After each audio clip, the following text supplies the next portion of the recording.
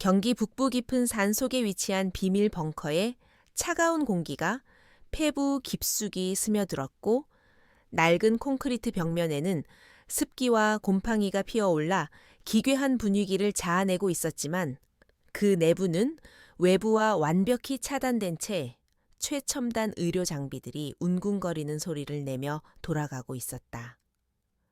육군 중장 박형석은 방탄유리 너머로 실험실 내부를 무심한 눈빛으로 내려다보고 있었으며 그의 잘 다려진 군복 위에는 수많은 훈장이 번쩍이며 그의 권위를 대변하고 있었으나 그 뒤에 숨겨진 탐욕스러운 미소는 그가 얼마나 비뚤어진 욕망을 가진 인간인지를 여실히 보여주고 있었다.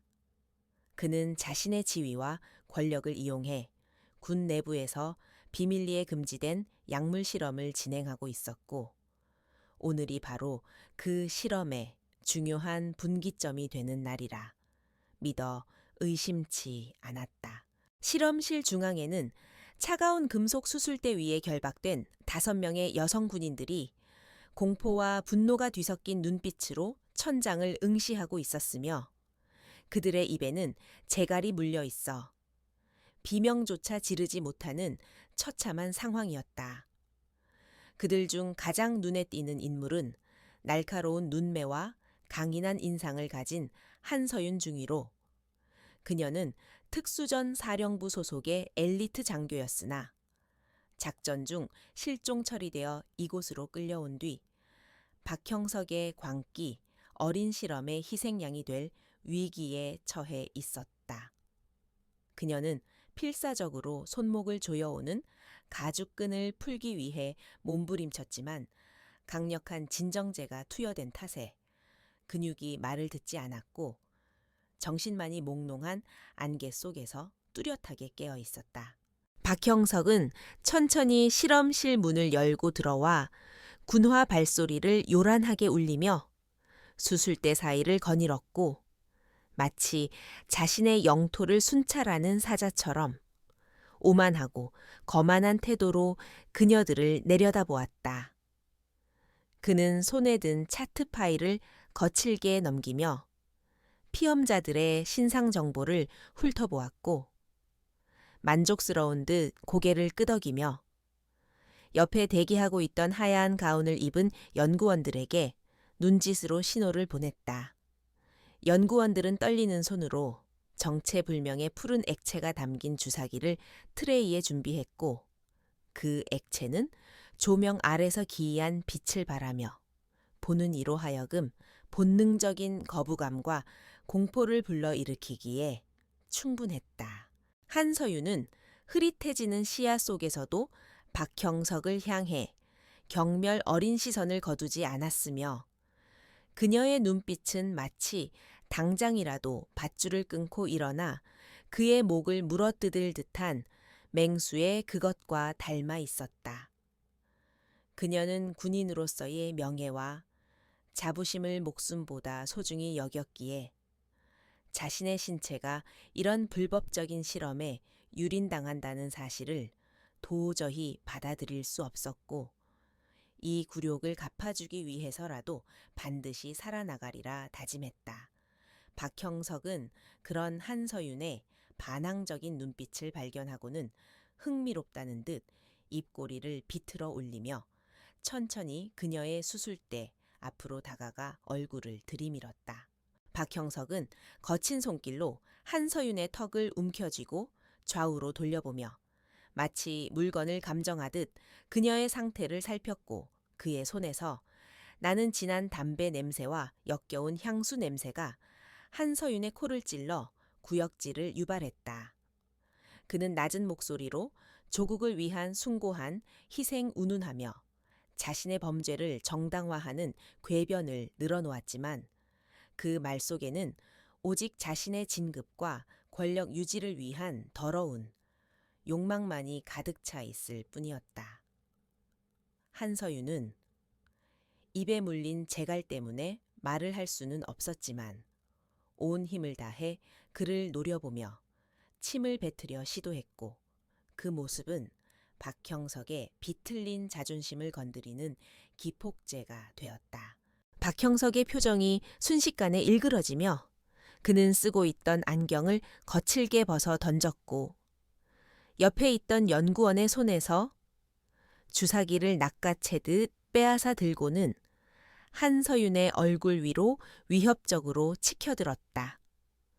그는 더 이상 점잖은 지휘관의 가면을 쓸 필요를 느끼지 못한 듯 본연의 폭력적인 성향을 드러내며 한서윤의 머리채를 잡고 강제로 고개를 뒤로 젖히게 만들었다. 주사바늘 끝에 맺힌 푸른 액체 한 방울이 한서윤의 뺨 위로 떨어져 차갑게 흘러내렸고 그것은 곧 닥쳐올 끔찍한 고통을 예고하는 전조와도 같았다. 박형석은 한서윤의 입을 억지로 벌리며 거친 숨을 몰아쉬었고 그녀가 끝까지 저항하자 참을 수 없는 분노에 휩싸여 쩌렁쩌렁한 목소리로 꺼지라고 소리치며 주사바늘을 그녀의 입안 연한 조직에 무자비하게 꽂아 넣었다. 날카로운 통증이 잇몸과 혀를 뚫고 뇌리까지 전해졌고 한서윤의 몸은 반사적으로 크게 경련했지만 박형석은 아랑곳하지 않고 주사기의 피스톤을 끝까지 밀어 넣었다. 독한 약물이 식도와 혈관을 타고 순식간에 전신으로 퍼져나가며 마치 불타는 듯한 자결감을 일으켰고 그녀의 의식은 고통 속에서 하얗게 전멸하기 시작했다. 한서윤의 입에서 억눌린 비명조차 나오지 못하게 된 것을 확인한 박형석은 곧바로 옆 수술대에 누워있던 다른 동료들에게도 차례로 다가가 똑같은 방식으로 약물을 주입하기 시작했다. 실험실 안은 순식간에 고통에 몸부림치는 여성 군인들의 둔탁한 신음소리와 기계적인 경고음으로 가득 찼고 그것은 마치 지옥의 한 장면을 연상케 하는 참혹한 광경이었다. 박형석은 모든 주사가 끝난 뒤 빈 주사기를 바닥에 내동댕이치며 자신의 손에 묻은 타액을 손수건으로 닦아내었고 그의 얼굴에는 일말의 죄책감도 찾아볼 수 없었다. 약물의 효과는 즉각적이고 치명적이어서 건장했던 군인들의 근육이 비정상적으로 수축하고 이완하기를 반복했으며 피부 밑의 혈관들이 검게 변색되어 끔찍한 형상으로 튀어올랐다. 한서윤은 전신이 마비되는 듯한 감각과 함께 목구멍이 타들어가 더 이상 목소리를 낼 수 없게 되었음을 직감했고 눈앞이 캄캄해지는 와중에도 박형석의 얼굴을 뇌리에 깊이 새겼다. 이것은 단순한 실험이 아니라 명백한 살인 행위이자 군인으로서의 존엄을 짓밟는 전쟁 범죄였고 그녀는 이 고통을 뼈에 사무치도록 기억하며 복수의 칼날을 갈았다. 박형석은 연구원들에게 손짓하여 실험의 결과 데이터를 기록하게 한 뒤 쓰러져 가는 군인들을 마치 쓰레기 취급하며 당장 눈앞에서 치우라고 명령했다. 그는 이들이 실험 부작용으로 사망하거나 영구적인 장애를 입더라도 훈련 도중 발생한 사고나 개인의 일탈로 조작할 준비를 이미 완벽하게 맞춰놓은 상태였다. 그의 부하들이 들것을 들고 들어와 의식을 잃어가는 한서윤과 동료들을 짐짝처럼 싣기 시작했고 그 과정에서 그녀들의 팔다리가 수술대 모서리에 부딪혀 멍이 들었지만 누구도 신경 쓰지 않았다. 비밀 벙커의 뒷문을 통해 밖으로 옮겨진 그녀들은 차가운 밤 공기를 맞으며 군용 트럭의 짐칸에 아무렇게나 던져졌고 트럭은 덜컹거리며 험한 산길을 내려가기 시작했다. 짐칸 바닥에 차가운 금속 감각이 한서윤의 뺨에 닿았지만 그녀는 손가락 하나 까딱할 힘조차 남아있지 않았고 그저 트럭의 진동에 맞춰 흔들리는 동료들의 창백한 얼굴을 바라볼 뿐이었다. 트럭은 한참을 달려 부대 외곽에 인적이 드문 폐기물 처리장 근처에 멈춰 섰고 운전병과 조수석에 있던 군인들이 내려 뒷문을 열었다. 그들은 거칠게 한서윤과 동료들을 끌어내려 진흙탕 구덩이 속에 내버렸고 마치 오물이라도 만진 것처럼 서둘러 장갑을 벗어 던지며 낄낄거리는 소리가 밤하늘에 울려 퍼졌다. 차가운 빗방울이 하나둘씩 떨어지기 시작해 흙탕물과 섞여 한서윤의 얼굴을 덮었고 그녀의 처는 급격히 떨어지며 생명의 불씨가 위태롭게 흔들리고 있었다. 박형석의 부하들은 그녀들이 이미 죽었거나 곧 죽을 것이라 확신하고는 아무런 확인 절차 없이 트럭에 올라타 현장을 떠나버렸고 어둠 속에 남겨진 것은 처참하게 버려진 5명의 군인들 뿐이었다. 한서윤은 감각이 사라져가는 손끝으로 진흙 바닥을 긁으며 마지막 남은 정신력을 쥐어짜내려 애썼고 흐릿해지는 의식 너머로 자신과 똑같은 얼굴을 한 언니의 모습이 떠올랐다. 그녀의 쌍둥이 언니인 한서진은 육군 특수전 사령부의 전설적인 인물이자 누구보다 강인한 군인이었기에 만약 자신이 여기서 죽는다면 언니가 반드시 진실을 밝혀줄 것이라 믿었다. 하지만 그녀는 단순히 누군가가 복수해주기를 기다리는 나약한 존재가 아니었기에 이를 악물고 빗물 섞인 진흙을 삼키며 삶에 대한 끈을 놓지 않았다. 시간이 얼마나 흘렀는지 알 수 없는 깊은 밤 쏟아지는 폭우 속에서 한서윤의 심장은 미약하지만 끈질기게 뛰고 있었고 그녀의 몸 안에서 알 수 없는 변화가 일어나고 있었다.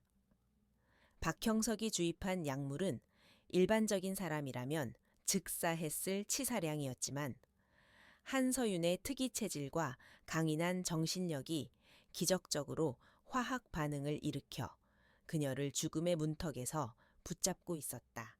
그녀는 고통 속에서 기절했다 깨어나기를 반복하며 빗물에 씻겨 내려가는 자신의 피를 보았고 그 붉은색은 그녀의 망막에 강렬한 잔상을 남기며 생존 본능을 자극했다. 어둠 속에서 들려오는 빗소리가 점차 잦아들 무렵 멀리서 들려오는 미세한 엔진 소리와 함께 헤드라이트 불빛이 숲속을 비추기 시작했다. 그것은 순찰을 돌던 헌병대의 차량이거나 혹은 우연히 이곳을 지나던 민간인의 차량일 수도 있었지만 한서윤에게는 그것이 유일한 희망의 동아줄이었다. 그녀는 전 먹던 힘까지 다해 팔을 뻗어보려 했지만 몸은 천근망은 무거웠고 입에서는 쇳소리 섞인 신음만이 흘러나올 뿐이었다. 그때 누군가의 다급한 발소리가 진흙탕을 튀기며 다가왔고 불빛이 그녀의 얼굴을 정통으로 비추자 한서윤은 눈을 가늘게 뜨며 그 빛의 주인을 확인하려 했다. 흐릿한 실루엣은 군복을 입은 건장한 남성들로 보였고 그들은 쓰러져 있는 여성 군인들을 발견하고 경악한 듯 소리치며 무정위에 대고 급박하게 무언가를 보고했다. 한서윤은 그들의 목소리가 아군인지 적군인지 구별할 수 없었지만 적어도 박형석의 부하들은 아니라는 직감에 안도하며 서서히 닫히는 눈꺼풀을 더 이상 버티지 못하고 깊은 심연 속으로 빠져들었다. 의식을 잃기 직전 한서윤의 뇌리에는 단 하나의 생각만이 맴돌았는데 그것은 바로 자신들을 이렇게 만든 박형석과 그 배후 세력에 대한 처절한 응징이었다. 그녀의 귓가에 마지막으로 들린 것은 구급차의 사이렌 소리와 자신을 부르는 낯선 군인의 목소리였고 그 소리는 점차 멀어지며 꿈속의 메아리처럼 흩어졌다. 비록 지금은 만신창이가 되어 버려졌지만 그녀는 자신이 다시 일어설 날이 올 것임을 영혼 깊숙이 새기며 차가운 어둠 속에서 복수의 씨앗을 품었다. 어딘가로 급박하게 이송되는 덜컹거림 속에서 한서윤은 꿈을 꾸었는데 그 꿈속에서 그녀는 7개의 별이 빛나는 밤하늘 아래 서 있었고 그 별들은 그녀를 지키려는 듯 환하게 타오르고 있었다. 그것은 그녀의 형제들을 상징하는 것이었고 그녀가 혼자가 아님을 상기시켜주는 무의식의 발현이었으며 앞으로 다가올 거대한 폭풍을 예고하는 계시와도 같았다. 병원의 차가운 수술대 위로 옮겨지는 순간까지도 그녀의 주먹은 꽉 쥐어져 펴지지 않았고 의료진들은 그녀의 참혹한 상태에 경악을 금치 못하며 긴급 수술을 준비했다.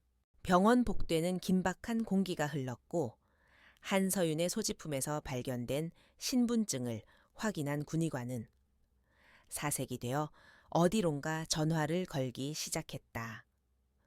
수화기 너머로 전해진 소식은 대한민국 국군 수뇌부를 뒤흔들 만한 엄청난 파장을 예고하고 있었으며 잠자고 있던 호랑이의 코털을 건드린 대가는 상상 이상으로 혹독할 것이 분명했다. 새벽에 여명이 밝아올 무렵 한서윤이 입원한 병실 밖에는 이미 검은 양복을 입은 경호원들과 군 관계자들이 삼엄한 경계를 펼치고 있었고 폭풍 전야의 고요함이 병원을 감싸고 있었다.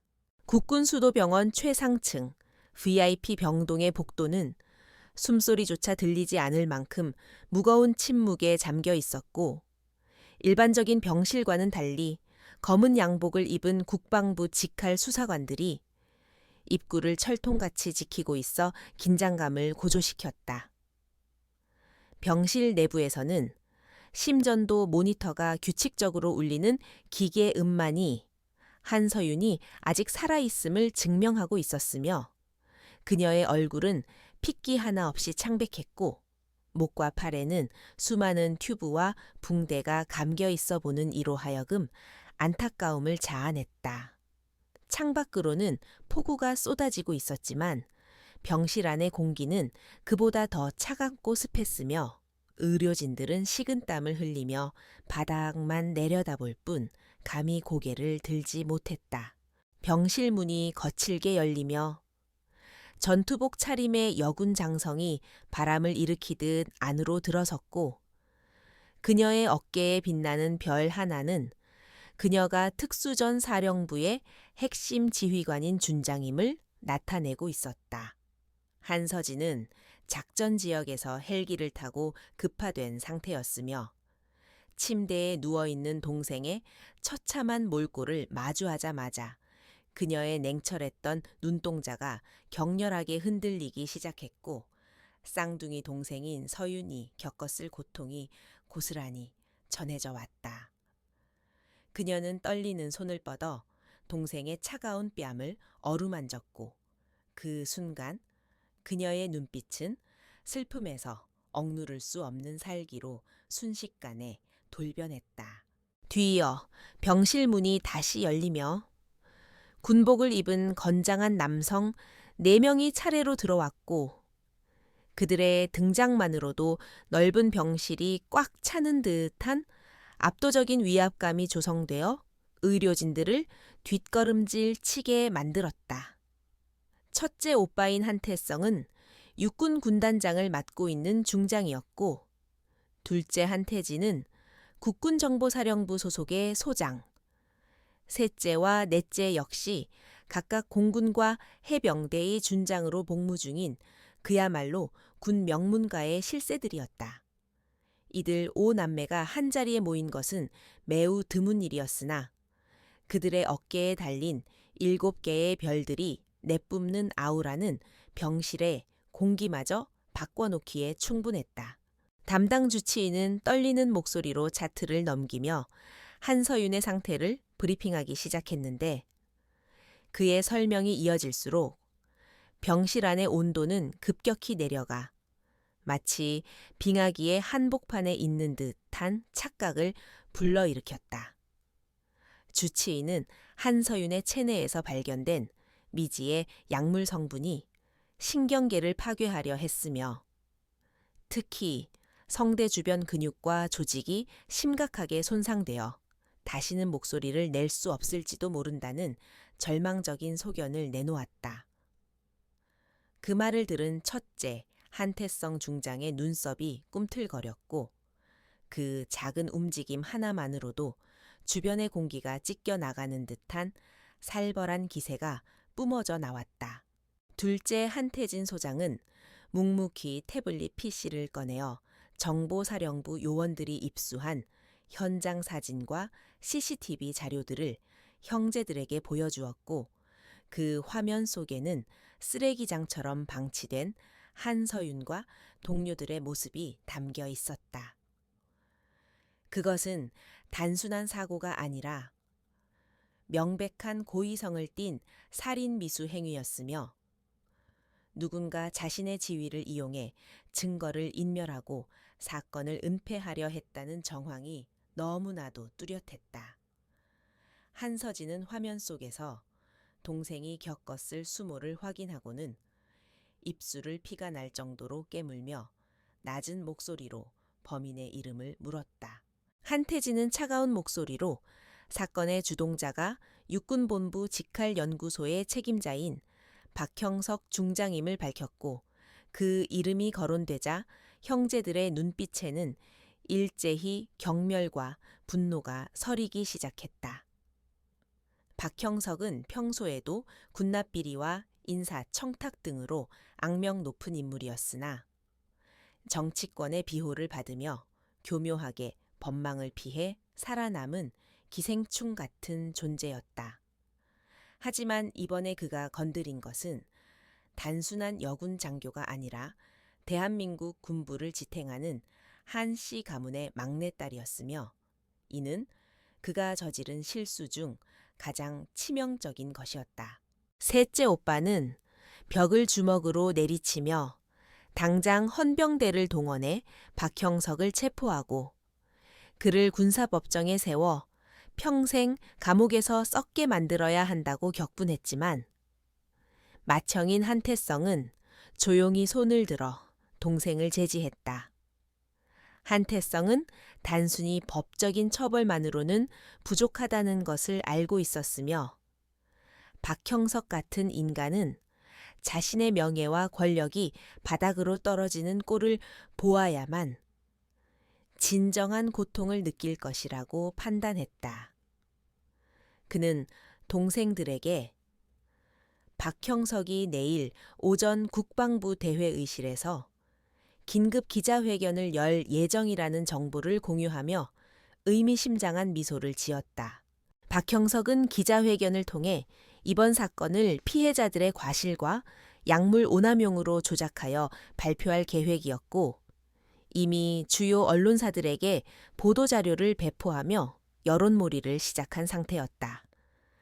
그는 자신의 더러운 죄를 덮기 위해 피해자들을 2번 죽이는 파렴치한 짓을 서슴지 않고 있었으며 이는 한씨 가문 남매들의 인내심을 완전히 끊어놓는 기폭제가 되었다. 한서진은 침상에 누운 동생의 손을 꽉 잡으며 박형석이 자랑스러워하는 그 기자회견장이 바로 그의 무덤이 될 것임을 맹세했다. 형제들은 즉석에서 작전회의에 돌입했고 그들의 대화는 일반적인 가족회의가 아니라 마치 적국을 섬멸하기 위한 사령부의 작전회의를 방불케 할 정도로 치밀하고 전문적이었다. 둘째 한태진은 정보사 라인을 총동원해 박형석의 비밀 장부와 연구 기록 원본을 확보하기로 했고 셋째와 넷째는 기자회견장의 경비 병력을 무력화하고 자신들이 진입할 경로를 확보하는 임무를 맡았다. 맏형 한태성은 국방부 장관에게 직접 연락하여 내일의 사태에 대해 미리 언지를 주되 절대로 박형석에게 경고가 가지 않도록 입단속을 시켰다. 한서진은 자신의 부관에게 연락하여 정복을 준비시키라고 명령했고 그녀는 내일 군인이 보여줄 수 있는 가장 완벽하고 위험 있는 모습으로 그 자리에 설 것임을 다짐했다. 그녀는 동생 한서윤이 깨어났을 때 세상이 바뀌어 있음을 보여주고 싶었고 정의가 살아있다는 것을 증명하기 위해 자신의 계급장을 걸고 싸울 준비를 마쳤다. 병실 안의 공기는 복수의 열기로 뜨겁게 달아올랐지만 겉으로는 폭풍 전의 바다처럼 고요했고 형제들은 서로의 눈빛만으로도 완벽한 합의에 도달했다.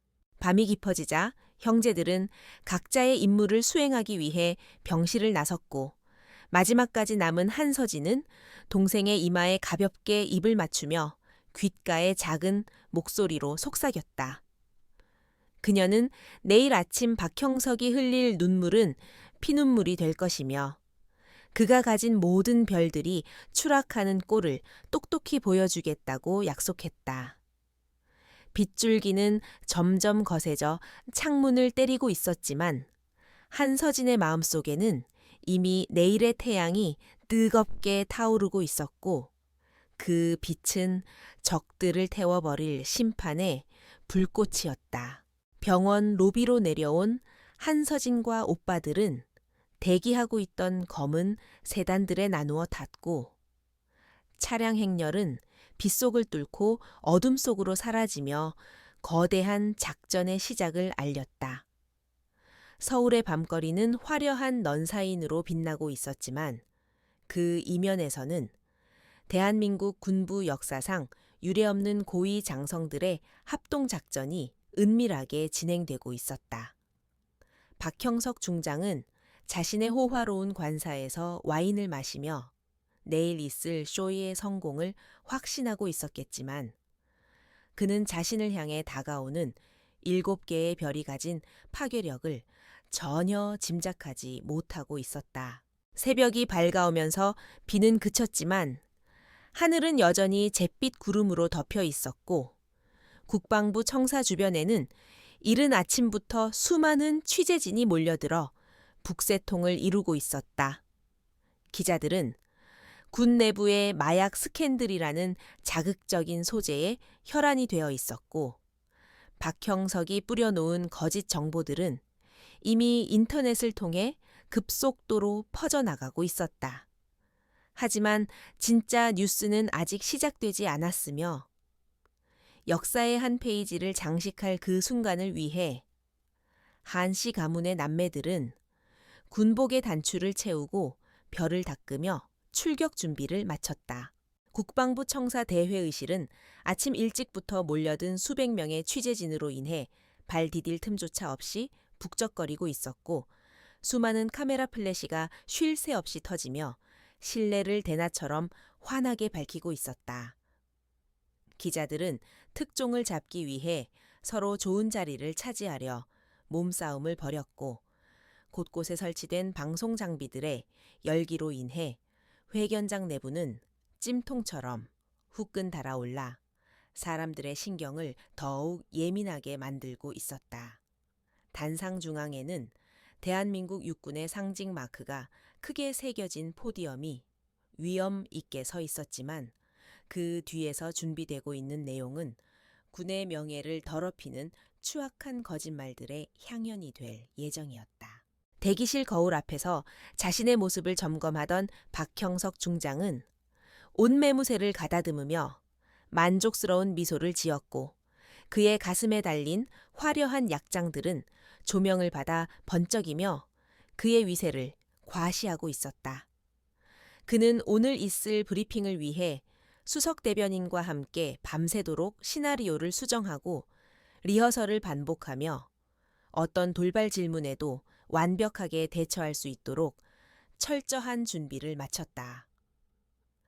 그의 계획은 간단하면서도 잔인했는데 그것은 바로 피해자인 한서윤과 그녀의 동료들을 군 기강을 문란하게 하고 마약에 손을 댄 타락한 군인들로 매도하여 여론의 비난 화살을 그들에게 돌리는 것이었다.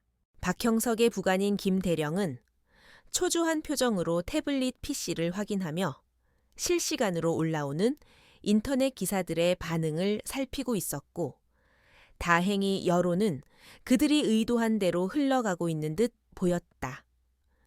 익명의 제보자로 위장한 정보사 요원들이 뿌린 거짓 정보들은 찌라시 형태로 급속도로 확산되어 대중들의 분노를 자극했고, 사람들은 진실을 알지 못한 채 피해자들을 향해 입에 담지 못할 욕설을 퍼붓고 있었다. 김 대령은 박형석에게 다가가 모든 준비가 완료되었음을 보고했고, 박형석은 가볍게 고개를 끄덕이며 테이블 위에 놓인 물을 한 모금 마셔 목을 축였다. 같은 시각 서울 외곽의 한 안전가옥에서는 한서진이 정복을 갖춰 입으며 전장에 나가는 장수에 비장한 각오를 다지고 있었고, 그녀의 손끝은 미세하게 떨리고 있었지만 그것은 두려움이 아닌 억눌린 분노 때문이었다. 그녀는 거울 속에 비친 자신의 모습을 응시하며 어깨에 달린 별을 어루만졌고, 이 계급장이 단순한 장식이 아니라 국가와 국민을 보호하고 부하들을 지키기 위한 책임의 무게임을 다시 한번 상기했다. 그녀는 책상 위에 놓인 동생의 사진을 잠시 바라보다가 결연한 표정으로 베레모를 눌렀었고, 이제는 그 책임을 다하기 위해 괴물을 사냥하러 갈 시간이었다. 정보사령부 지하 벙커에서는 둘째 오빠인 한태진 소장이 요원들을 지휘하며 박형석이 삭제하려 했던 결정적인 증거들을 복구하는 작업에 박차를 가하고 있었고, 모니터 화면에는 복잡한 코드들이 폭포수처럼 흘러내리고 있었다. 박형석은 자신이 모든 흔적을 지웠다고 확신했겠지만, 그는 대한민국 최고의 정보기관인 정보사령부의 능력을 과소평가한 것이었고, 한태진은 동생을 건드린 대가가 얼마나 혹독한지 보여주기 위해 이를 갈고 있었다. 마침내 암호화된 파일의 잠금이 해제되면서 실험실 내부에 CCTV 영상이 확보되었고, 그 끔찍한 진실을 목격한 요원들은 경악을 금치 못했다. 한태진은 복구된 영상을 보안 USB에 담아 재킷 안주머니에 깊숙이 찔러 넣었고, 그의 눈빛은 마치 사형 선고를 내리는 재판관처럼 차갑게 빛나고 있었다. 그는 즉시 형제들에게 작전 개시 신호를 보냈고, 대기하고 있던 검은색 작전 차량들은 엔진음과 함께 지상으로 튀어나가며 국방부를 향해 질주하기 시작했다. 셋째와 넷째 오빠 역시 각자의 부대에서 차출한 정예 헌병들을 이끌고 합류 지점으로 이동 중이었으며, 그들의 움직임은 하나의 거대한 포위망을 형성하며 박형석을 옥죄어오고 있었다. 기자회견 시간이 임박하자 박형석은 굳게 닫혀있던 대기실 문을 열고 복도로 나섰고, 수많은 카메라가 일제히 그를 향해 돌아가며 셔터 소리가 폭포수처럼 쏟아졌다. 그는 짐짓침통한 표정을 연기하며 느린 걸음으로 단상을 향해 걸어갔고, 그 모습은 마치 고뇌하는 지휘관의 전형을 보여주는 듯하여 보는 이들로 하여금 일말의 동정심마저 불러일으키게 했다. 그는 포디엄 앞에 서서 잠시 고개를 숙여 묵념하는 신용을 한 뒤 마이크를 잡았고, 장내의 소음은 순식간에 잦아들며 그의 입에 모든 시선이 집중되었다. 박형석은 준비해둔 원고를 읽어 내려가기 시작했는데, 그의 목소리는 적당히 낮고 엄숙하여 설득력을 더해 주었고, 그는 먼저 국민들에게 심려를 끼쳐드려 죄송하다는 사과로 말문을 열었다. 그는 이번 사건이 일부 일탈한 여군 장교들의 비위 행위에서 비롯되었다고 주장하며, 군은 이러한 행위를 절대 용납하지 않을 것이라는 단호한 의지를 표명했다. 기자들은 그의 말을 받아 적느라 바빴고 방송사들은 이 장면을 생중계하며 시청률을 올리는 데만 급급했지. 아무도 그의 말 속에 숨겨진 모순을 지적하지 않았다.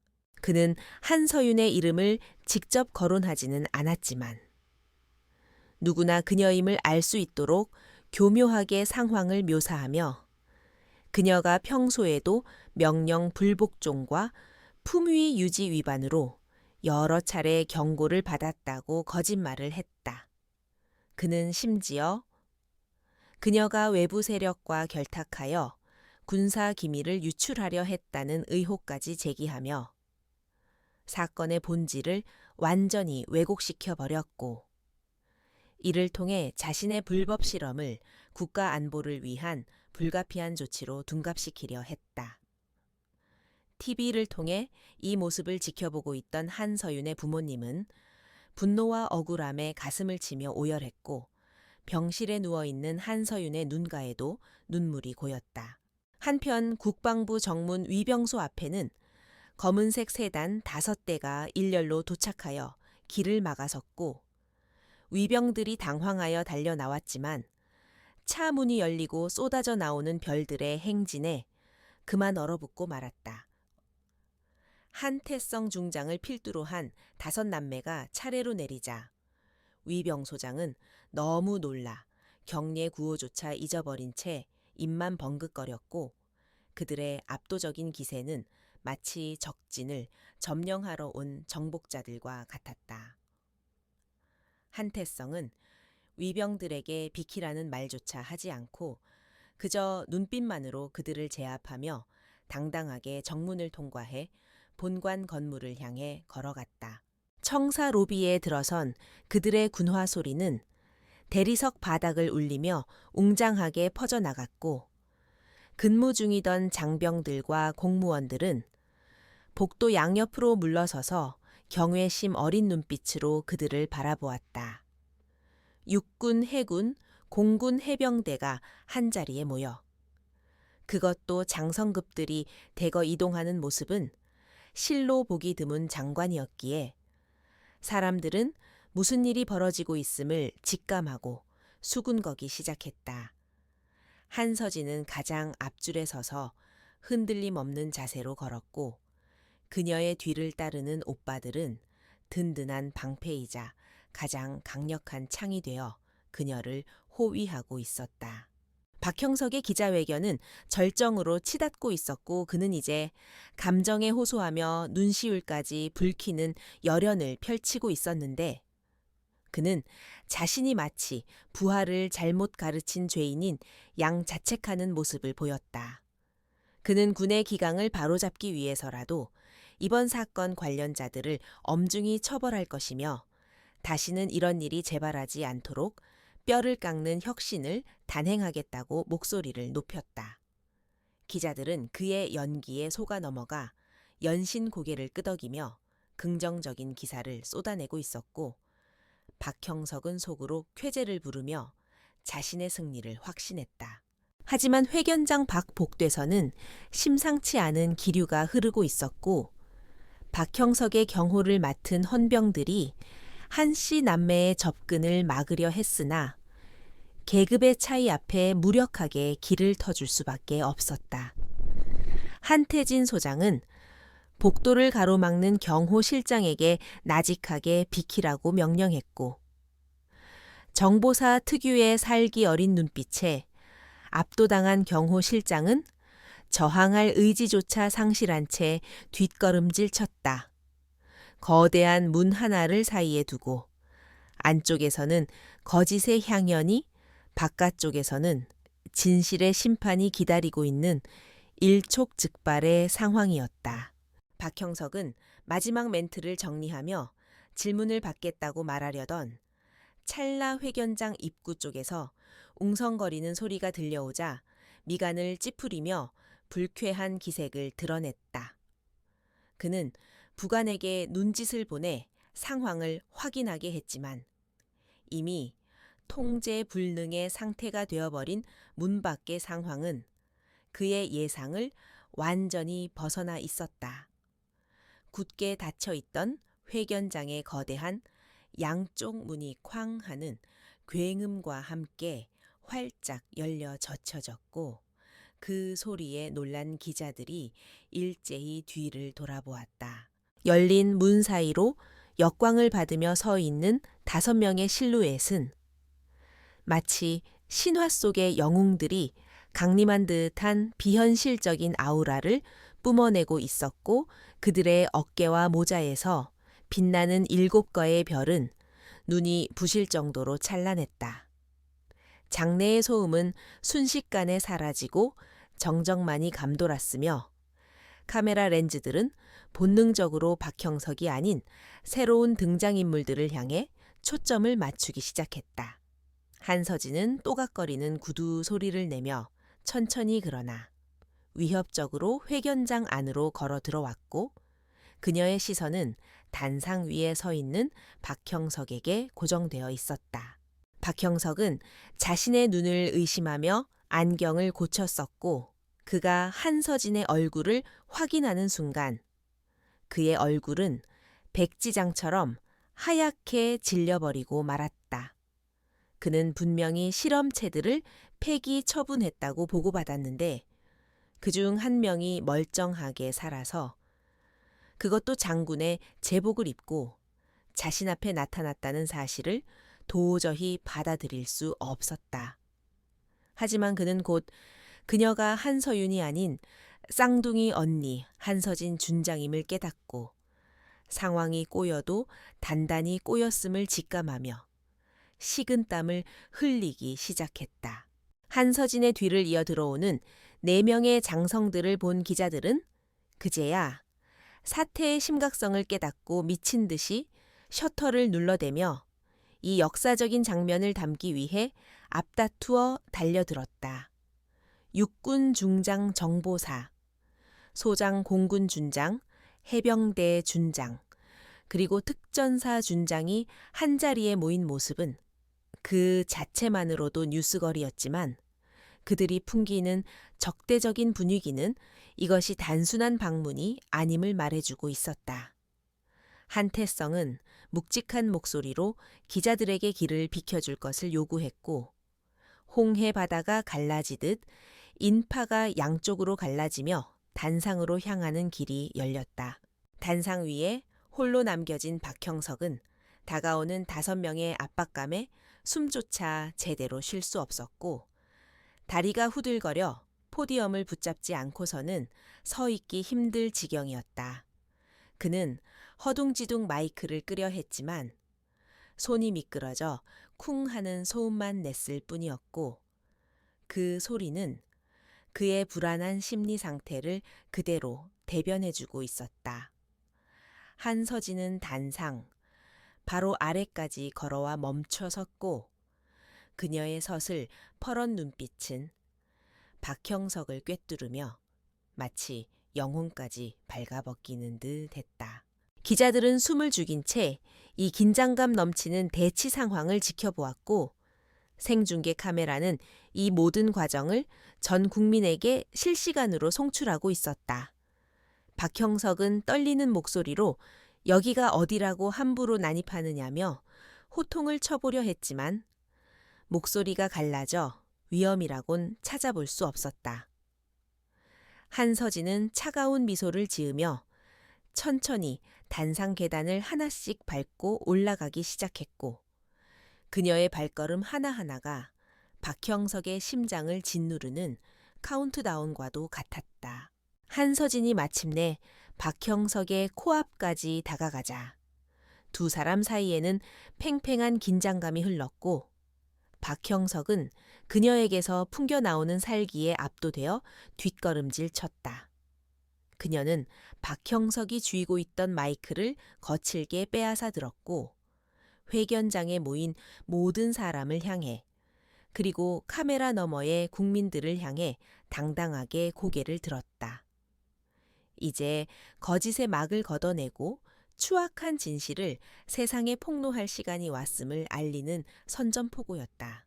한서진이 마이크를 잡는 순간 회견장을 가득 메웠던 웅성거림은 마치 누군가 음소거 버튼을 누른 듯 일순간에 사라졌고 숨막히는 정적만이 감돌았다. 그녀는 떨고 있는 박형석을 등 뒤로 한 채 정면을 응시했는데 그녀의 눈동자는 수많은 카메라 렌즈보다 더 차갑고 날카롭게 빛나고 있어 보는 이들의 간담을 서늘하게 만들었다. 생중계 화면을 통해 그녀의 얼굴이 전국에 송출되자 국민들은 그녀의 빼어난 외모 뒤에 숨겨진 서슬, 퍼런 분노를 직감할 수 있었고 과연 무슨 일이 벌어질지 숨죽여 지켜보았다. 박형석은 그녀의 등 뒤에서 어떻게든 상황을 수습해보려 안간힘을 썼지만 이미 주도권은 완전히 넘어간 상태였고 그의 입술은 파랗게 질려 바들바들 떨리고 있었다. 단상 아래에서는 4명의 건장한 남성들이 일렬횡대로 도열하여 마치 성벽처럼 한서진을 호위하고 있었는데 그들의 어깨 위에서 빛나는 별들의 합계는 무려 6개에 달했다. 육군 중장인 마청 한태성을 필두로 정보사령부 소장인 둘째, 그리고 공군과 해병대의 준장인 셋째와 넷째까지 합세한 이 라인업은 대한민국 국군 역사상 전무후무한 광경이었다. 단상 위에 있는 한서진 준장의 별 하나까지 더해져 총 7개의 별이 한자리에 모인 이 모습은 단순한 가족의 모임을 넘어선 거대한 무력의 시위였고 그들이 뿜어내는 위압감은 회견장의 공기를 무거웠게 짓눌렀다. 기자들은 뷰파인더를 통해 이 믿기 힘든 광경을 확인하고는 경악을 금치 못했으며 그들의 손은 본능적으로 셔터를 누르느라 쉴 새 없이 움직이고 있었다. 대한민국 군부를 실질적으로 움직이는 핵심 요직의 장군들이 한자리에 모여 일개 중장을 포위하고 있는 이 구도는 내일 조간신문에 한 면을 장식하기에 부족함이 없었다. 특히 마청 한태성 중장의 무표정한 얼굴에서 뿜어져 나오는 패왕색은 좌중을 압도하기에 충분했고 그가 눈길을 한 번 줄 때마다 기자들은 저도 모르게 마른 침을 삼키며 뒷걸음질 쳤다. 박형석은 그제야 자신이 건드린 상대가 누구인지 뼈저리게 실감하며 다리에 힘이 풀려 주저앉고 싶은 충동을 겨우 참아내고 있었다. 한서진은 차가운 목소리로 자신을 소개하며 입을 열었고 그녀의 목소리는 마이크를 타고 회견장 구석구석까지 또렷하게 울려 퍼졌다. 그녀는 자신이 이 자리에 선 것은 군인으로서가 아니라 억울하게 누명을 쓰고 사경을 헤매고 있는 한 피해자의 언니로서 진실을 밝히기 위함이라고 선언했다. 그녀가 피해자인 한서윤 중위와 쌍둥이 자매라는 사실을 밝히자 장내는 다시 한번 충격에 휩싸였고 기자들은 서로의 얼굴을 쳐다보며 웅성거리기 시작했다. 박형석이 파렴치한 범죄자 취급하며 매도했던 그 여군 장교가 바로 이 거대한 장군 가문의 막내딸이라는 사실은 대반전 그 자체였다. 박형석은 식은땀을 비 오듯 흘리며 비틀거렸고 어떻게든 변명할 거리를 찾으려 필사적으로 머리를 굴렸지만 공포로 마비된 그의 뇌는 제대로 작동하지 않았다. 그는 자신이 조작한 증거들이 완벽하다고 믿었으나 눈앞에 서 있는 정보사 소장 한태진의 존재는 그 믿음을 산산조각 내버리기에 충분했다. 한태진은 품 안에서 USB 하나를 꺼내 들어 보이며 비릿한 미소를 지었는데 그것은 박형석이 지워버린 줄 알았던 CCTV, 원본 영상이 담겨 있다는 무언의 경고였다. 박형석의 눈동자가 흔들리며 절망으로 물들었고 그는 마치 도간에 든 쥐처럼 빠져나갈 구멍이 없음을 깨달았다. 한서진은 박형석이 배포한 보도 자료를 집어들어 그 내용을 하나하나 반박하기 시작했는데 그녀의 논리는 정연하고 빈틈이 없어 박형석을 구석으로 몰아넣었다. 그녀는 동생이 명령 불복종을 한 것이 아니라 부당한 명령에 저항한 것이며 마약을 투약한 것이 아니라 강제로 불법 약물 실험의 대상이 되었음을 폭로했다. 그녀의 말 한마디 한마디는 박형석의 심장을 찌르는 비수와 같았고 거짓으로 쌓아 올린 그의 모래성은 파도 앞에 속수무책으로 무너져 내리고 있었다. 기자들은 이 엄청난 특종을 놓치지 않기 위해 노트북 자판을 두드리는 손놀림을 가속화했고 실시간 댓글창은 박형석에 대한 비난으로 폭주하고 있었다. 그때 단상 아래 서 있던 맏형 한태성이 천천히 계단을 걸어 올라왔고 그의 육중한 군화 소리는 마치 사형 집행관의 발걸음처럼 박형석에게 공포를 심어주었다. 그가 단상 위에 올라서자 박형석보다 머리 하나는 더 큰 거구에서 뿜어져 나오는 위압감이 박형석을 완전히 압도해버렸다. 한태성은 박형석의 어깨에 손을 올리며 나직하지만 묵직한 목소리로 내 동생의 입에 재갈을 물리고 약을 먹인 손이 이 손인가라고 물었다. 그것은 단순한 질문이 아니라 당장이라도 그 손을 부러뜨려 버리겠다는 억눌린 사리가 담긴 경고였기에 박형석은 비명을 지를 뻔했다. 박형석은 공포에 질려 아무 말도 하지 못한 채 고개를 저으며 뒷걸음질 쳤지만 뒤에는 이미 셋째와 넷째 동생이 퇴로를 차단하고 서 있었다. 그들은 팔짱을 낀 채 박형석을 노려보고 있었는데 그 눈빛에는 군인의 명예를 더럽히고 자신의 가족을 건드린 자에 대한 혐오감이 가득 차 있었다. 박형석은 사방이 별들로 둘러싸인 채 고립무원의 처지가 되었고 그가 믿었던 권력과 인맥은 이들 앞에서는 아무런 효력이 없었다. 회견장은 이제 박형석의 거짓말을 듣는 자리가 아니라 그가 공개 처형당하는 심판대가 되어버렸다. 기자들 중 한 명이 용기를 내어 박형석에게 한서진 준장의 주장이 사실이냐고 큰 소리로 질문을 던졌고 이 질문을 신호탄으로 여기저기서 질문 세례가 쏟아졌다. 당신이 정말 부하들에게 강제로 약물을 투여했느냐? 실험의 목적이 무엇이었냐? 배후가 있느냐는 등 날카로운 질문들이 박형석을 난타했다. 박형석은 현 기증을 느끼며 포디엄을 붙잡고 비틀거렸고 카메라 플래시가 터질 때마다 자신의 추악한 민낯이 세상에 드러나는 것 같아 고통스러워했다. 그는 이제 장군의 위엄은 온데간데 없고 그저 겁에 질린 비굴한 중년 남자에 불과했다. 한서진은 박형석의 귓가에 다가가 그가 동생에게 했던 말을 그대로 돌려주었는데 닥치라는 말 대신 이제부터 당신이 겪게 될 일은 지옥보다 더할 것이라고 속삭였다.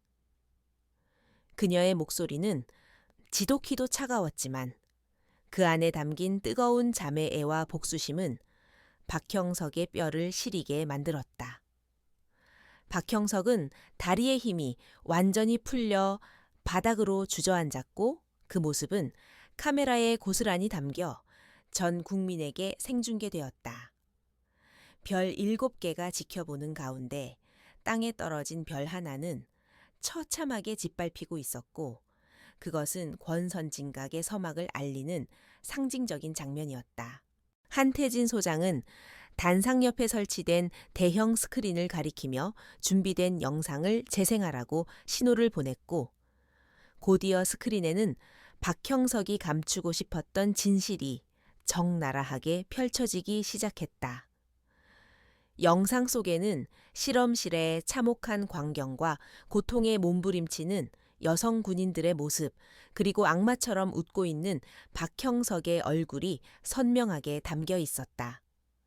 회견장은 충격과 공포의 도가니로 변했고, 기자들은 경악하며 탄성을 내질렀다.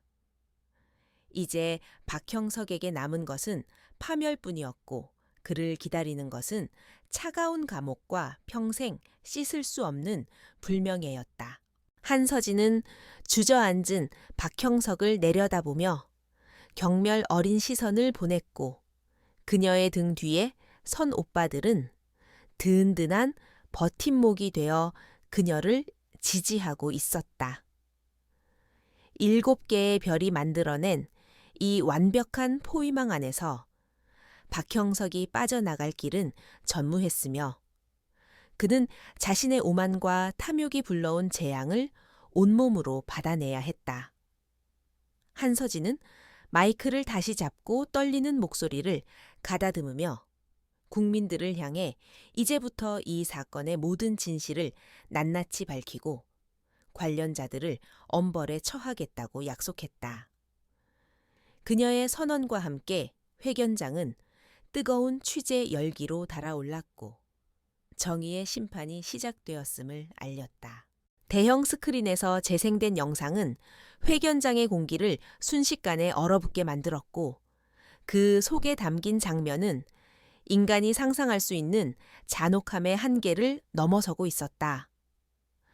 영상 속의 박형석은 광기에 찬 눈으로 여성 군인들의 입을 강제로 벌리고 정체불명의 약물을 주입하고 있었으며, 그의 입에서 튀어나오는 욕설과 폭언은 고스란히 고성능 스피커를 통해 장내에 울려 퍼졌다. 특히 그가 한서윤 중위의 뺨을 때리며 꺼지라고 고함치는 장면이 클로즈업되자 지켜보던 기자들 사이에서는 탄식과 함께 억눌린 비명이 터져 나왔고, 일부는 차마 눈을 뜨고 보지 못한 채 고개를 돌렸다. 박형석은 스크린 속의 자신과 마주하자 마치 감전된 사람처럼 온몸을 떨기 시작했고, 그의 얼굴은 공포와 수치심으로 일그러져 더 이상 인간의 형상을 하고 있지 않았다. 그는 쉰 목소리로 당장 저 영상을 끄라고 소리를 질렀지만, 방송실을 장악한 정보사 요원들은 그의 명령을 철저히 무시한 채 오히려 볼륨을 더 높여 그의 추악함을 강조했다. 영상 속에서 고통에 몸부림치는 피해자들의 신음소리가 회견장을 가득 채우자 박형석이 그동안 쌓아 올린 명예와 권위는 똥물 속에 처박힌 쓰레기보다 못한 신세가 되어버렸다. 단상 옆에 서 있던 둘째 오빠 한태진 소장은 마이크를 잡고 냉정한 목소리로 이 영상이 어떠한 조작도 가해지지 않은 원본임을 설명하며 디지털 포렌식 분석 결과를 스크린 한쪽에 띄웠다. 그는 영상의 촬영, 일시와 장소가 박형석의 알리바이와 정확히 모순된다는 점을 지적했고, 국과수의 정밀 감정 결과까지 제시하며 박형석의 빠져나갈 구멍을 완벽하게 봉쇄했다. 기자들은 한태진이 제시하는 완벽한 물적 증거들 앞에서 박형석의 범죄가 더 이상 의혹 수준이 아니라 명백한 사실임을 깨닫고 그를 향해 맹렬한 플래시 세례를 퍼부었다.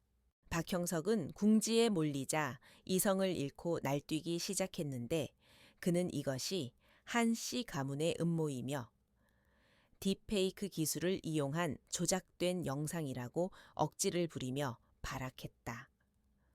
그는 단상 아래에 대기하고 있던 자신의 부관과 경호원들에게 당장 저들을 체포하라고 고래고래 소리를 질렀지만 그 누구도 감히 움직이지 못했다. 이미 7개의 별이 뿜어내는 압도적인 위압감과 명백한 증거 앞에서 박형석의 부하들은 자신들의 주군이 끝장났음을 직감하고 침몰하는 배에서 탈출하기 위해 침묵을 택했던 것이다. 한서진은 박형석의 비겁한 변명을 듣고 있다가 품 안에서 서류 봉투를 꺼내어 그 안에 든 종이들을 박형석의 얼굴 위로 흩뿌렸다. 공중에 흩날리는 종이들은 한서윤의 혈액에서 검출된 독성 물질에 대한 분석 보고서였으며 거기에는 박형석이 비밀리에 연구하던 불법 약물의 화학식이 선명하게 인쇄되어 있었다. 그녀는 차가운 목소리로 이 약물이 신경계를 파괴하고 영구적인 장애를 유발하는 치명적인 독극물임을 밝히며 박형석을 향해 당신은 군인이 아니라 살인마라고 일갈했다.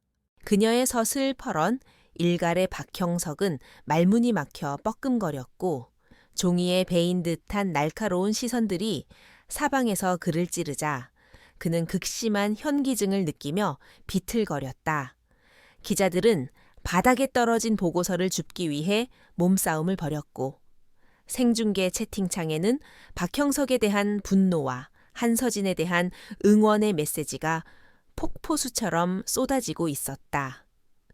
이제 여론은 완전히 뒤집혔고 박형석은 대한민국에서 가장 증오받는 인물이 되어 전 국민의 공분이 집중되는 타깃이 되었다. 그때 맏형 한태성 중장이 무겁게 입을 열며 단상 아래에 대기하고 있던 헌병대장에게 눈짓을 보냈고 그 신호는 사형 선고와도 같은 절대적인 명령이었다. 그는 더 이상 이 추태를 지켜볼 수 없다는 듯 단호한 어조로 현행범 박형석을 긴급 체포하고 현장을 보존하라고 지시했다.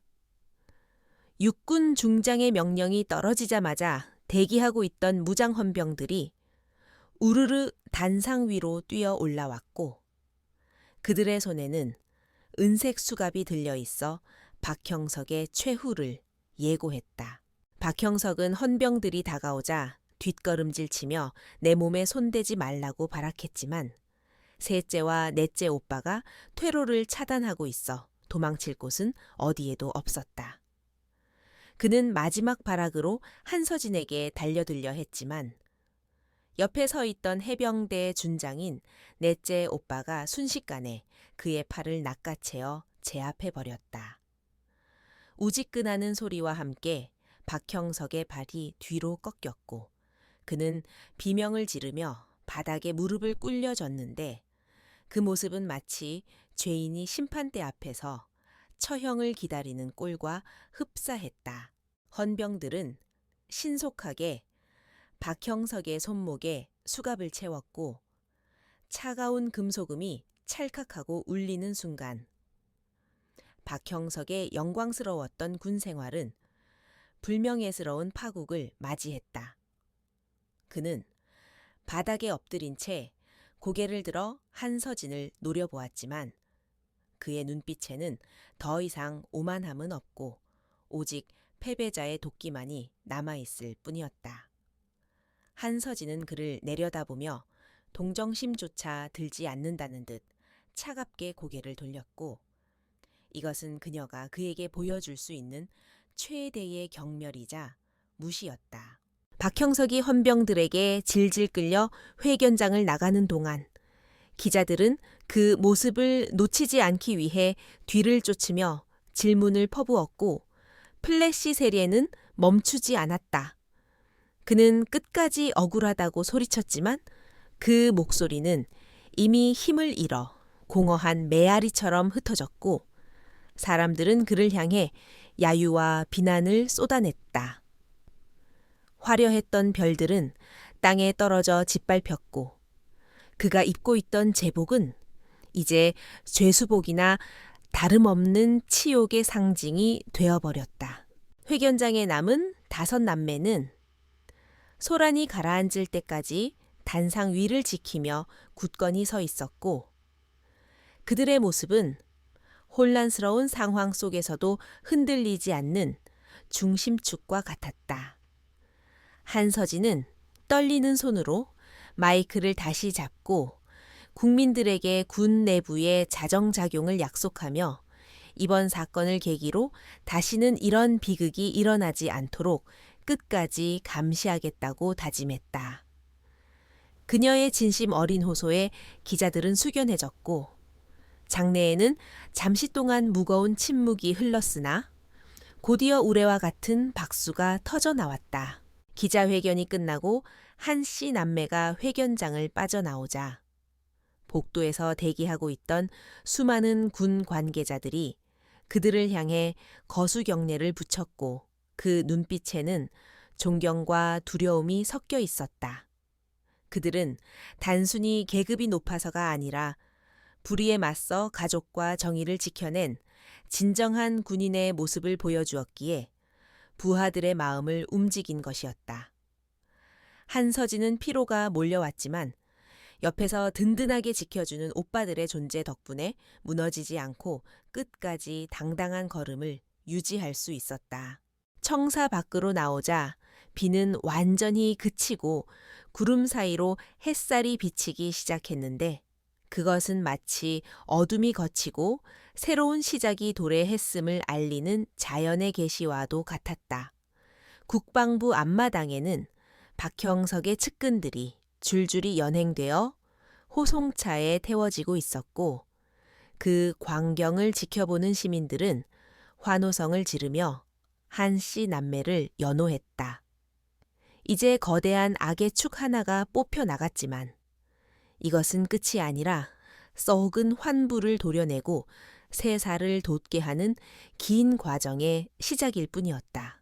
다섯 남매는 서로를 마주보며 비로소 긴장을 풀고 옅은 미소를 지었는데 말하지 않아도 서로의 마음을 알 수 있는 깊은 유대감이 그들 사이를 감싸고 있었다. 맏형 한태성은 동생들의 어깨를 두드리며 수고했다고 격려했고 그 투박한 손길에서 느껴지는 따뜻함은 그동안의 고생을 씻어주기에 충분했다. 그들은 이제 다시 병원으로 돌아가 깨어날 동생에게 이 기쁜 소식을 전해주기로 약속하며 대기하고 있던 차량에 몸을 실었다. 차량 안에서 한서진은 창밖을 바라보며 깊은 생각에 잠겼는데 그녀의 머릿속은 앞으로 진행될 수사와 재판 과정에 대한 계획으로 복잡했다. 박형석은 잡혔지만 그의 뒤를 봐주던 정계의 거물들과 군 내부의 조력자들은 아직 건재했기에 싸움은 이제부터가 진짜 시작이었다. 그녀는 주먹을 꽉 쥐며 절대로 멈추지 않겠다고 다짐했고 그녀의 눈빛은 다시금 전장의 장수처럼 날카롭게 빛나기 시작했다. 한편 호송차에 실려가던 박형석은 창살 너머로 멀어지는 국방부 건물을 바라보며 허망함에 고개를 떨구었고 자신의 모든 것이 부정당하는 현실을 받아들여야만 했다. 그는 한때 자신이 세상의 중심이라 믿었지만 이제는 차가운 독방에서 평생을 썩어야 하는 처량한 신세로 전락해버렸다. 그의 뇌리에는 한서진과 4명의 오빠들이 보여주었던 압도적인 7개의 별들이 잔상처럼 남아 그를 괴롭혔고 그것은 그가 죽는 날까지 지울 수 없는 공포의 기억이 될 것이었다.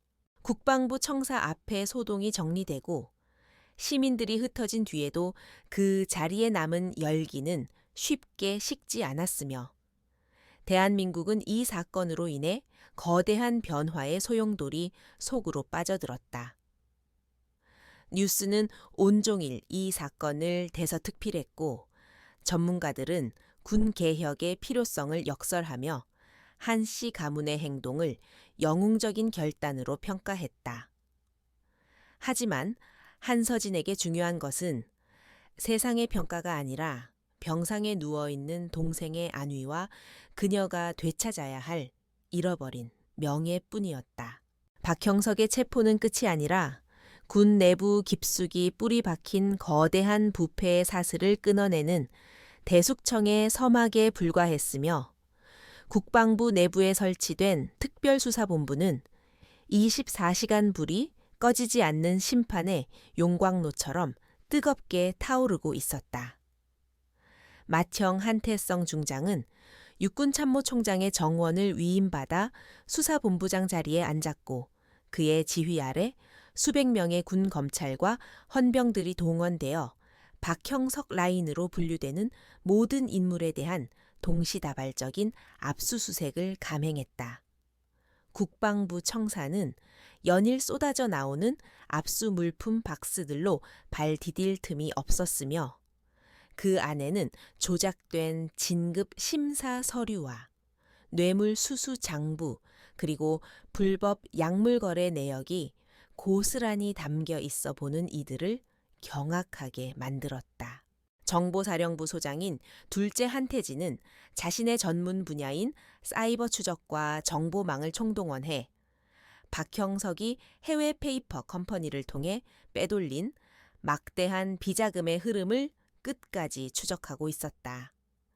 모니터 화면 위로 쉴 새 없이 흘러가는 데이터들은 박형석이 단순한 군인 공무원이 아니라 범죄 조직의 보스처럼 행동해왔음을 증명하고 있었고 그와 결탁한 정치인들과 기업인들의 명단까지 확보하는 데 성공했다. 한태진은 입가에 차가운 미소를 띠며 이 명단에 있는 자들이 내일 아침 뉴스에서 자신의 이름을 보고 기절초풍할 것을 상상했고 그것은 그에게 있어 최고의 복수이자 유희였다. 공군 준장인 셋째 오빠와 해병대 준장인 넷째 오빠는 물리적인 행동 대장 역할을 자처하며 전국의 군병원과 연구소에 숨겨져 있던 박형석의 비밀 아지트들을 직접 타격하고 있었다. 그들은 완전 무장한 특수부대를 이끌고 현장을 급습하여 증거인멸을 시도하던 연구원들을 현행범으로 체포했고 그 과정에서 저항하는 사설 경호원들을 무력으로 가차없이 제압해버렸다. 현장에서 발견된 참혹한 실험 도구들과 정체불명의 약물들은 즉시 국과수로 이송되어 분석에 들어갔고 이 모든 과정은 철저하게 기록되어 훗날 박형석을 법정 최고형으로 이끌 결정적인 증거가 되었다. 한편 서울구치소 독방에 수감된 박형석은 불과 며칠 전까지만 해도 대한민국 육군의 실세로 군림하던 위풍당당한 모습은 온데간데 없고 헝클어진 머리와 덥수룩한 수염으로 인해 마치 노숙자처럼 초라해져 있었다. 그는 좁고 차가운 시멘트 바닥에 웅크리고 앉아 벽을 응시하며 자신의 변호사가 접견 오기만을 기다리고 있었지만 면회실 문은 굳게 닫힌 채 열릴 기미를 보이지 않았다.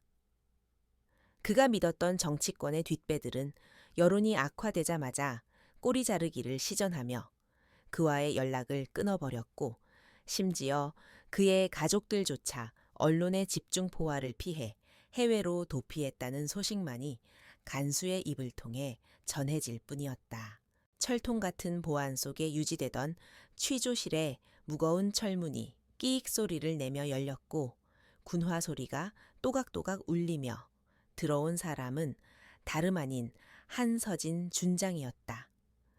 그녀는 박형석의 죄수복과 대비되는 완벽하게 다림질된 정복을 입고 있었으며 어깨에 달린 별은 어두운 취조실 조명 아래서도 날카롭게 빛나 박형석의 눈을 찌를 듯했다.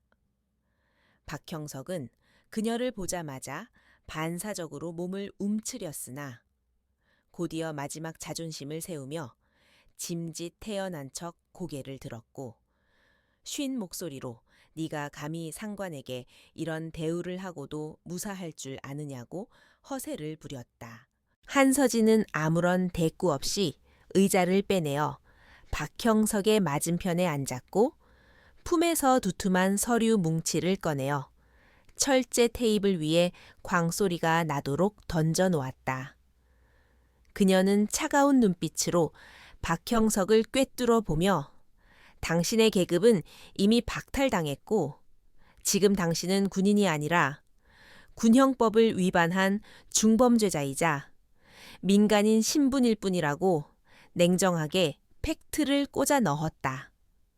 그녀의 말대로 박형석은 체포 직후 열린 징계위원회에서 파면 조치되었으며 군적에서 제명됨과 동시에 그가 평생을 바쳐 쌓아 올린 모든 명예와 연금 혜택까지 박탈당한 상태였다. 박형석은 서류 뭉치를 떨리는 손으로 넘겨보았는데 그 안에는 그가 평생을 바쳐 은폐해온 모든 범죄 사실들이 날짜와 시간별로 정리되어 있었고 심지어 그가 부하들에게 내렸던 불법적인 명령의 녹취록까지 포함되어 있었다. 그는 자신의 완벽했던 계획이 어떻게 이렇게까지 철저하게 붕괴될 수 있는지 이해할 수 없어 멍하니 입을 벌렸고 등줄기에서는 식은땀이 비 오듯 흘러내렸다. 한서진은 그런 그를 비웃으며 정보사령부의 능력을 과소평가한 당신의 오만이 스스로 무덤을 판 것이라고 조용히 속삭였다. 한서진은 테이블 위로 상체를 숙이며 박형석과의 거리를 좁혔고 그녀의 눈동자는 깊은 증오와 함께 동생을 지키지 못했다는 죄책감에서 비롯된 슬픔이 어려 있었다. 그녀는 박형석에게 당신이 실험실에서 내 동생 입에 약물을 쳐넣으며 했던 말들을 똑똑히 기억하고 있으며 이제는 당신이 그 대가를 치를 차례라고 나직하게 으르렁거렸다. 박형석은 그녀의 기세에 눌려 숨조차 제대로 쉬지 못했고 마치 보이지 않는 손이 자신의 목을 조르는 듯한 압박감을 느끼며 의자 뒤로 몸을 뺐다. 박형석은 궁지에 몰리자 비굴한 태도로 돌변하여 자신은 그저 위에서 시키는 대로 했을 뿐이라며 존재하지도 않는 상부의 지시를 핑계로 책임을 회피하려 들었다. 그는 만약 자신을 풀어주고 해외로 나갈 수 있게 해준다면 군 내부에 더 큰 비밀을 알려주겠다며 거래를 제안했지만 한서진에게는 씨알도 먹히지 않는 헛소리에 불과했다. 한서진은 싸늘한 미소를 지으며 당신이 말하는 그 윗선들도 지금쯤이면 내 오빠들에게 덜미가 잡혀 줄줄이 소환되고 있을 테니 헛된 희망은 버리라고 일침을 가했다. 그녀는 마지막으로 가방에서 작은 USB 하나를 꺼내어 박형석의 눈앞에 흔들어 보였는데 그것은 박형석이 연구소 서버에 숨겨두었던 해독제에 관한 데이터 파일이었다. 박형석은 그제야 자신의 생명줄이나 다름없던 최후의 보루가 무너졌음을 깨닫고 절망적인 표정으로 고개를 떨구었다. 한서진은 이 데이터 덕분에 내 동생과 다른 피해자들이 회복할 수 있는 길이 열렸으니 당신의 그 더러운 실험이 역설적으로 당신을 죽이는 칼날이 되었다고 말하며 승리의 쐐기를 박았다. 박형석은 모든 것이 끝났음을 직감하고 책상에 머리를 처박으며 짐승 같은 울음소리를 토해냈고 그의 울음에는 반성이 아닌 억울함과 분노만이 가득 차 있었다. 그는 자신이 대한민국 군 발전에 기여한 공로를 인정해달라고 횡설수설했지만 취조실 안에는 그의 헛소리를 들어줄 사람이 아무도 없었다. 한서진은 자리에서 일어나 옷매무새를 가다듬으며 당신에게 어울리는 곳은 감옥의 차가운 바닥뿐이니 그곳에서 평생 죄책감이라도 느끼며 썩어가라고 마지막 작별 인사를 건넸다. 한서진이 취조실을 나서자마자 밖에서 대기하고 있던 군 검찰관들이 들이닥쳐 박형석을 다시 독방으로 끌고 갔고 그의 처절한 비명 소리가 복도 끝까지 울려 퍼졌다. 한서진은 긴 복도를 걸어 나오며 깊은 한숨을 내쉬었는데 그것은 그동안 가슴속에 맺혀 있던 응거리가 풀리는 소리이자 긴 싸움을 끝낸 전사의 안도의 숨결이었다. 그녀가 구치소 정문을 나서자 밖에는 이미 해가 지고 어둠이 내려 앉아 있었지만 그녀의 마음속에는 그 어느 때보다 밝은 희망의 빛이 떠오르고 있었다. 같은 시각 국방부 브리핑룸에서는 한태성 중장이 중간 수사 결과를 발표하고 있었고 전 국민은 TV 앞에 모여 앉아 거대한 악의 세력이 무너지는 과정을 지켜보며 환호했다. 수사본부는 박형석을 포함한 관련자 전원을 구속 기소할 방침이며 그들이 부정축제한 모든 재산을 몰수하여 국고로 환수하고 피해자들의 치료비와 보상금으로 사용하겠다고 밝혔다. 이 소식을 들은 시민들은 정의가 아직 살아있음을 확인하고 안도했으며 군에 대한 신뢰가 조금씩 회복되는 계기가 되었다.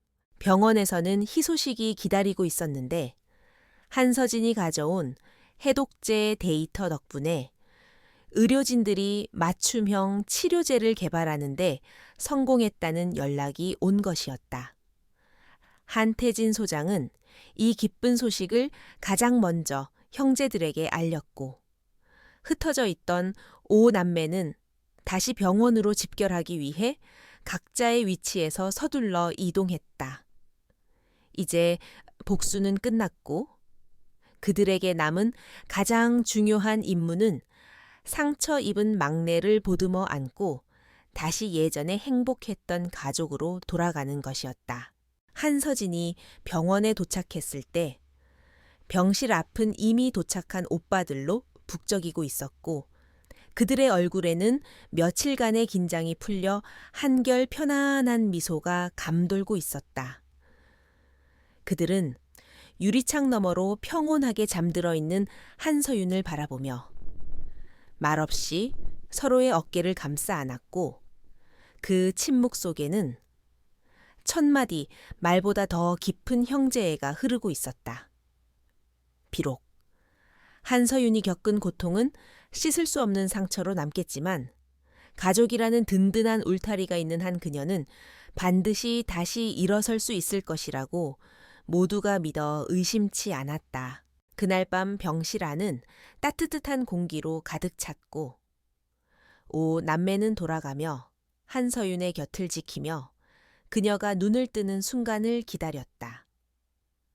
창밖에는 둥근 달이 떠올라 병실을 은은하게 비추고 있었고 그것은 마치 어둠 속에서도 빛을 잃지 않는 그들의 희망을 상징하는 듯했다.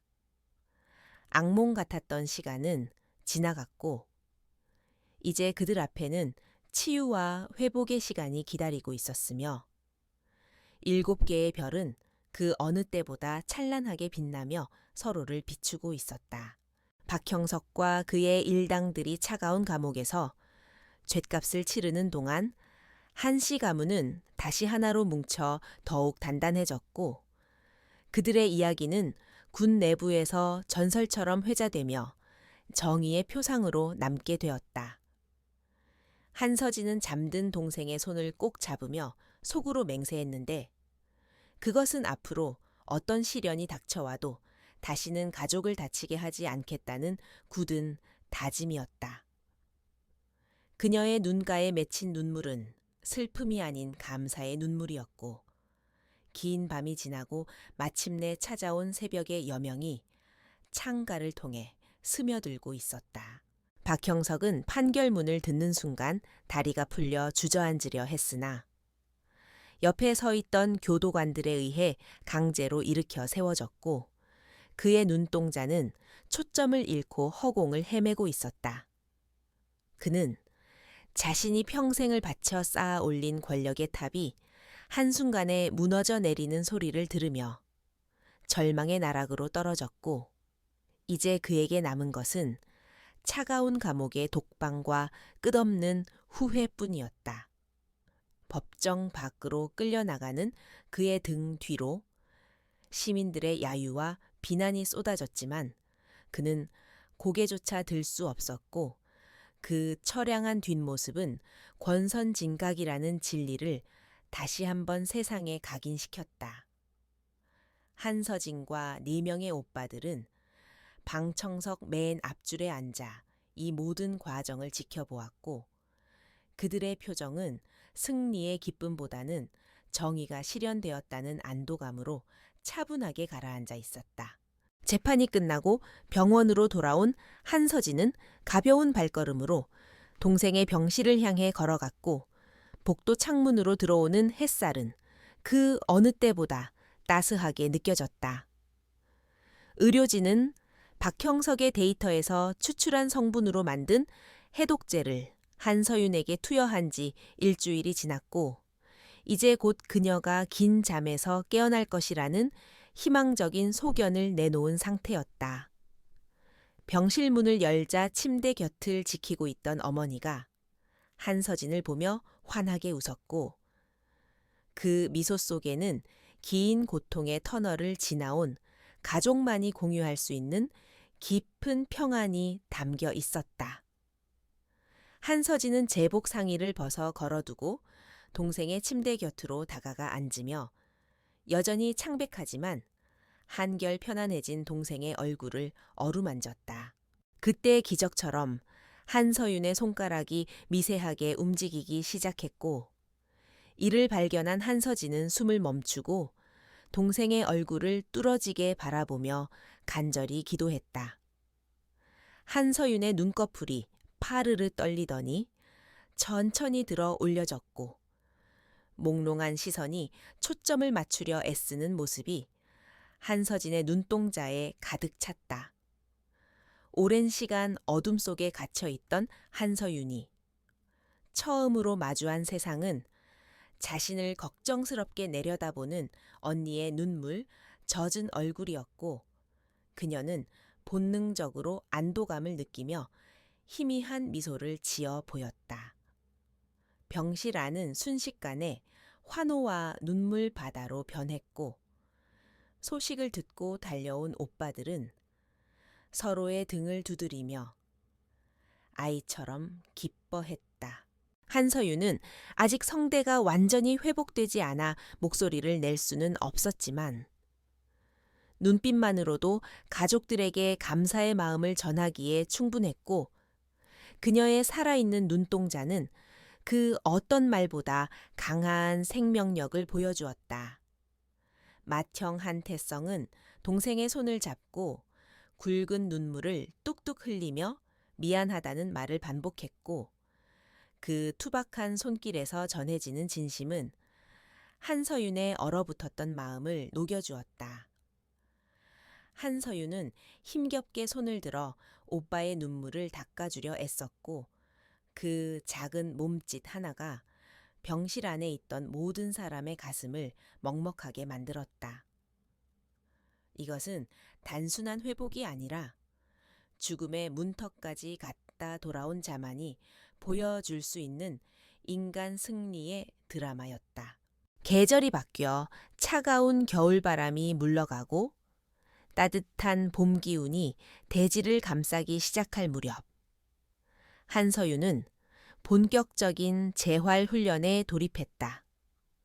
그녀는 약물 후유증으로 인해 근육이 많이 약해져 있었고 신경계 손상으로 인해 걷는 것조차 쉽지 않았지만 군인 특유의 불굴의 의지로 고통스러운 재활 과정을 견뎌내고 있었다. 병원 정원의 벚꽃이 만개한 산책로에서 한서윤은 평행봉을 잡고 한 걸음씩 발을 떼었고 땀방울이 이마를 타고 흘러내려도 그녀는 결코 포기하지 않았다. 한서진은 멀리서 그 모습을 지켜보며 동생이 다시 일어설 것이라는 믿음을 굳건히 했고 때로는 다가가 묵묵히 어깨를 빌려주며 든든한 버팀목이 되어주었다. 박형석 사건의 다른 피해자들 또한 국가로부터 정당한 보상과 치료를 받으며 각자의 자리에서 일상을 회복하고 있었고 그들은 한서윤에게 감사의 편지를 보내오기도 했다. 한서윤은 그 편지들을 읽으며 자신이 겪은 고통이 헛되지 않았음을 확인했고 앞으로 자신이 살아가야 할 이유를 다시 한번 되새겼다. 그녀는 더 이상 피해자가 아니라 거대한 악과 맞서 싸워 이겨낸 생존자이자 승리자였으며 그녀의 경험은 앞으로 군 내부의 부조리를 감시하는 중요한 자산이 될 것이었다. 언론은 그녀를 영웅으로 묘사하며 인터뷰 요청을 쇄도했지만 한서윤은 모든 관심을 정중히 거절하고 오직 재활과 가족과의 시간에만 집중했다. 어느 화창한 주말, 오 남매는 오랜만에 모두 모여 병원 근처의 공원으로 소풍을 나갔고 잔디밭에 돗자리를 펴고 앉아 평화로운 오후를 즐겼다. 제복을 벗고 사복을 입은 오빠들은 영락없는 동네 형이나 삼촌 같은 모습으로 변해 농담을 주고받으며 껄껄거렸고 한서윤은 그 모습을 보며 소리 없는 웃음을 터뜨렸다. 둘째 오빠 한태진은 직접 싸온 김밥을 동생의 입에 넣어주며 막내의 볼이 다시 통통해질 때까지 사육하겠다고 너스레를 떨었고 셋째와 넷째는 서로 투닥거리며 분위기를 띄웠다. 그들 주위로 따스한 바람이 불어오고 웃음꽃이 피어나는 이 순간은 그들이 그토록 지키고 싶었던 소중한 일상의 모습이었다. 한서진은 나무 그늘에 기대어 앉아 행복해하는 가족들을 바라보며 문득 지난 몇 달간의 치열했던 전투를 회상했고 그것은 마치 전생의 기억처럼 아득하게 느껴졌다. 그녀는 힘이 정의를 지키는 수단이 될 때 비로소 그 가치를 바란다는 사실을 깨달았으며 자신들의 어깨에 달린 별들이 단순한 계급장이 아니라 누군가를 지키기 위한 방패임을 다시 한번 확신했다. 그녀의 시선이 하늘 높이 날아가는 연을 쫓았고 자유롭게 비상하는 그 연처럼 동생의 앞날도 이제는 거침없이 날아오르기를 소망했다. 박형석은 감옥이라는 작은 상자 안에 갇혔지만 그들은 이제 더 넓은 세상으로 나아갈 준비를 마쳤다. 재활 치료가 막바지에 이를 즈음 한서윤은 기적적으로 목소리를 되찾았는데 처음에는 거칠고 쉬인 소리였지만 점차 예전의 맑고 힘있는 목소리로 돌아오고 있었다. 그녀가 처음으로 입을 열어 언니라고 불렀을 때 한서진은 그 자리에서 굳어버렸고 곧이어 터져 나오는 오열을 참지 못해 동생을 끌어안고 한참을 울었다. 그 목소리는 세상 그 어떤 음악보다 아름다운 선율이었고 가족들에게는 신이 내린 최고의 축복이나 다름없었다. 한서윤은 자신의 목소리로 가족들에게 사랑한다고 말했고 그 한마디는 그동안의 모든 아픔을 씻어내고 새로운 시작을 알리는 신호탄이 되었다.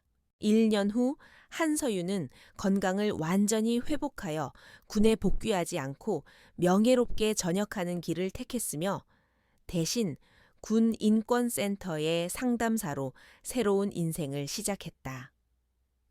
그녀는 자신의 경험을 바탕으로 고통받는 장병들을 돕고 군 내부의 부조리를 개선하는 일에 앞장섰으며 그녀의 사무실은 언제나 도움을 요청하는 사람들의 발길이 끊이지 않았다. 저녁식 날, 오 남매는 다시 한번 정복을 갖춰 입고 한자리에 모였는데 이번에는 비장함이 아닌 축하와 축복의 의미로 가득 찬 자리였다. 한서윤은 민간인의 신분이 되었지만 그녀의 가슴 속에는 여전히 군인의 명예와 긍지가 살아 숨쉬고 있었다. 행사가 끝난 뒤 그들은 국립현충원을 찾아 순국 선열들에게 참배하며 자신들의 안녕과 국가의 평화를 기원했고 푸른 하늘 아래 나란히 선 그들의 모습은 한 폭의 그림처럼 웅장했다. 한태성 중장을 비롯한 4명의 오빠들과 한서진 준장, 그리고 이제는 사회의 빛과 소금이 된 한서윤까지, 그들은 각자의 위치에서 대한민국을 지키는 든든한 기둥이었다. 바람이 불어와 태극기가 힘차게 펄럭였고 그 아래선 6남매의 눈빛은 흔들림 없이 정면을 응시하고 있었다.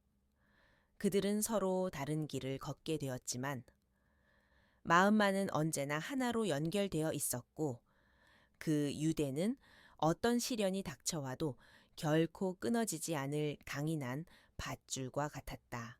저녁이 되자 그들은 한서윤의 제안으로 남산타워에 올라 서울의 야경을 내려다보았고 도시의 불빛들은 마치 땅 위에 내려앉은 별들처럼 찬란하게 빛나고 있었다.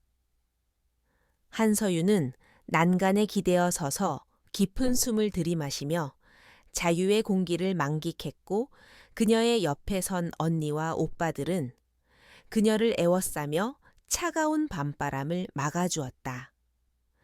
밤하늘에는 북두칠성이 유난히 밝게 빛나고 있었는데 한서진은 그 별들을 보며 자신들의 운명을 떠올렸고 입가에 잔잔한 미소를 머금었다. 하늘의 7개의 별과 땅 위의 7남매는 서로를 비추며 영원히 빛날 것이라는 믿음이 그녀의 가슴을 따뜻하게 채웠다. 이야기는 여기서 끝이 나지만 그들이 보여준 용기와 가족애는 사람들의 기억 속에 오래도록 남아 전설처럼 전해질 것이며 정의는 반드시 승리한다는 진리를 증명하는 등불이 될 것이다. 박형석과 같은 어둠이 다시 찾아올지라도 7개의 별이 존재하는 한 대한민국은 언제나 밝게 빛날 것이며 그들의 수호 아래 평화는 계속될 것이다. 한서진은 동생의 손을 잡고 내일을 향해 힘차게 발걸음을 내디뎠고 그들의 뒷모습은 어둠 속에서도 가장 빛나는 희망의 상징으로 남았다. 이제 그들은 고통의 기억을 뒤로하고 행복한 미래를 향해 함께 걸어갈 것이며 그 길 끝에는 언제나 따스한 빛이 기다리고 있을 것이다.